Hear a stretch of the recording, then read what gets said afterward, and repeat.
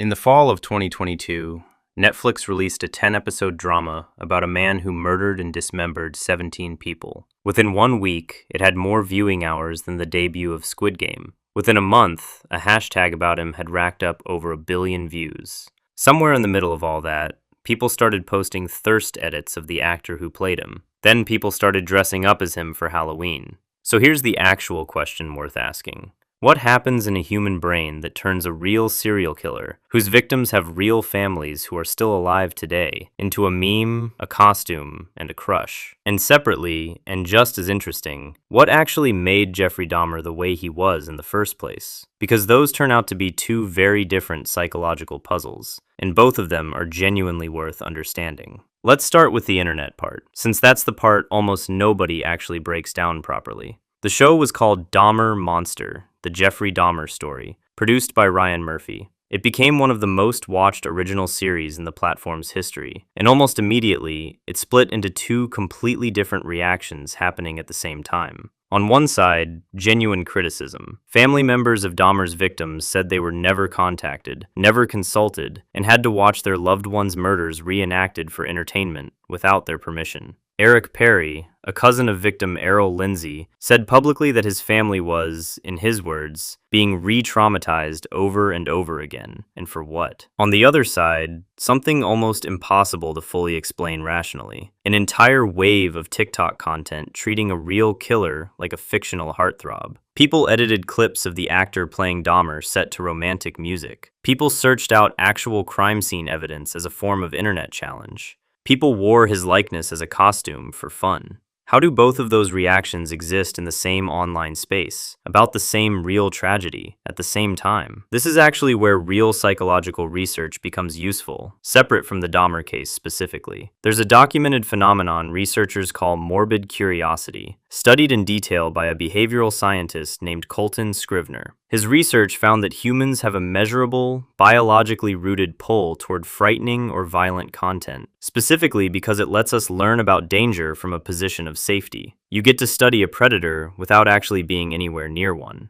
That instinct almost certainly explains why true crime as a genre exists at all, and why it has exploded in popularity over the last decade specifically. But morbid curiosity alone doesn't explain the thirst edits. That's a different mechanism layered on top, and it has more to do with something called parasocial attachment, a concept first named by researchers Donald Horton and Richard Wohl back in the 1950s, describing the one-sided emotional bond people form with media figures they've never actually met.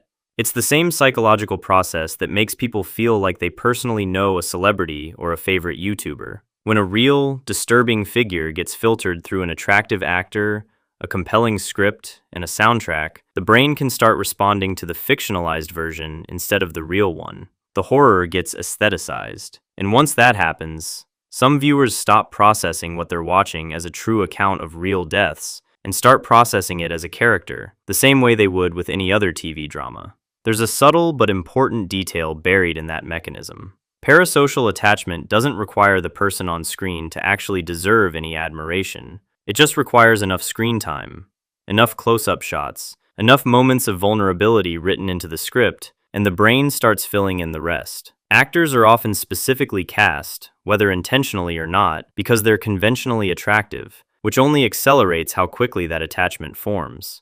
None of that makes the resulting behavior online any less disturbing.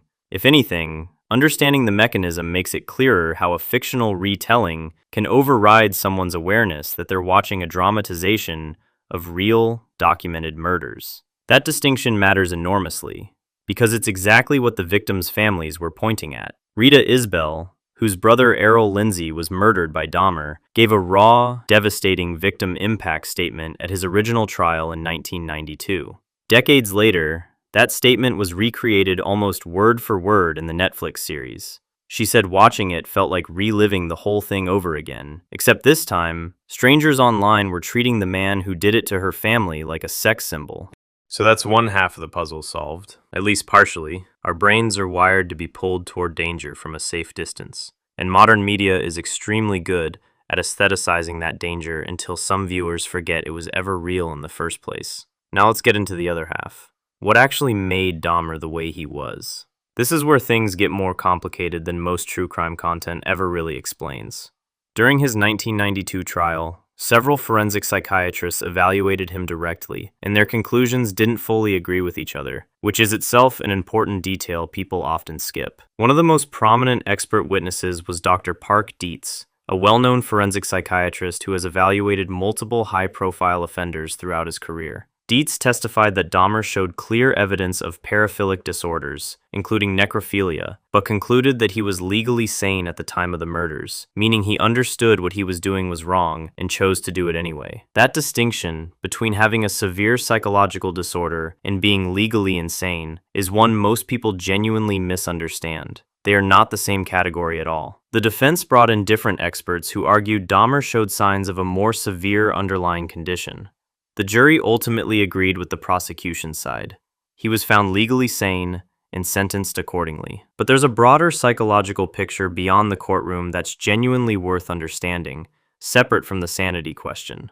From childhood, Dahmer reportedly showed early patterns that are frequently documented in serious behavioral case studies. Though it's worth saying clearly, none of these individually predict anything close to what he eventually did. He was described by people who knew him as withdrawn and socially isolated well before adolescence, someone classmates remembered as quiet to the point of being almost invisible in school photographs and yearbook write-ups. He developed an early, documented fascination with the insides of dead animals, collecting and dissecting roadkill, something his own family later confirmed in interviews. He grew up in a household later described by multiple accounts as tense and increasingly isolating, marked by his parents' declining marriage during his teenage years, though his parents strongly disputed some characterizations of their parenting after the case became public. By the time he reached his late teens, he had also developed a serious dependency on alcohol, something several people who knew him at the time specifically recalled, describing him as frequently drinking alone rather than socially. Isolation, an unusual and unaddressed fixation, and heavy substance use rarely occurring together in one person is itself statistically unusual, and forensic psychologists studying his case have pointed to that specific combination, rather than any single factor alone, as more relevant than people often assume. Here's the important part though, the part serious researchers actually emphasize. None of those individual details function as a predictive formula. Plenty of isolated, animal-curious children exist without ever harming another living creature. What forensic psychology increasingly points toward, in cases like this, isn't one single cause, but a convergence. A specific combination of early social isolation, a documented interest that crossed into troubling territory without meaningful intervention, and an underlying psychological structure that, this is the genuinely uncomfortable part, still isn't fully understood by science even decades later. That's not a satisfying answer, and researchers who study this area will openly tell you that. There is no clean formula that says exposure plus isolation plus fascination equals serial killer. If there were, it would show up far more often than it does, and it doesn't. What actually happened inside Dahmer's mind, at the level of true causation, remains genuinely debated among the people who study this professionally. So here's where both threads of this story actually connect back to each other.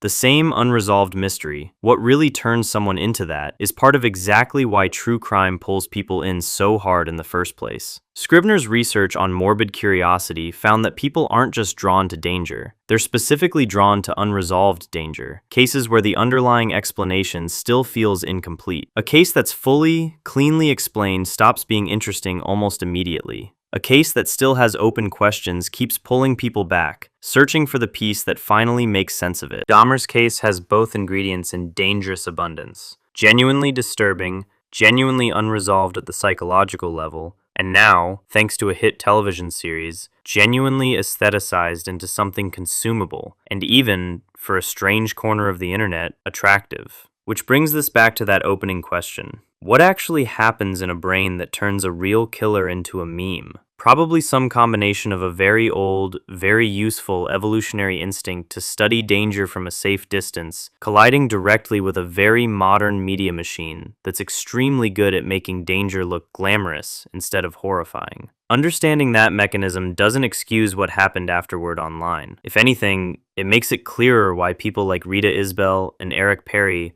were right to be furious. Their family's tragedy got run through a psychological blender designed to generate engagement, and what came out the other side barely resembled what they actually lived through. So maybe the real lesson from all of this isn't really about Jeffrey Dahmer specifically at all. It's about what happens when a very human, very old instinct for making sense of danger meets a media environment engineered to hold your attention at almost any cost, including, apparently, the cost of forgetting that real people, real families, and real grief were sitting on the other side of the screen the entire time. That's ultimately the part worth carrying away from this more than any single fact about Dahmer's childhood or his diagnosis. The instinct pulling you toward a true crime documentary at 11 at night isn't broken or shameful, it's ancient, and it served a real purpose for most of human history. What's changed is everything surrounding that instinct. The production value, the casting choices, the algorithm deciding what clip autoplays next. The curiosity is old, the machine feeding it is brand new, and it doesn't automatically come with the same built-in respect for the difference between a story and someone's actual, permanent loss.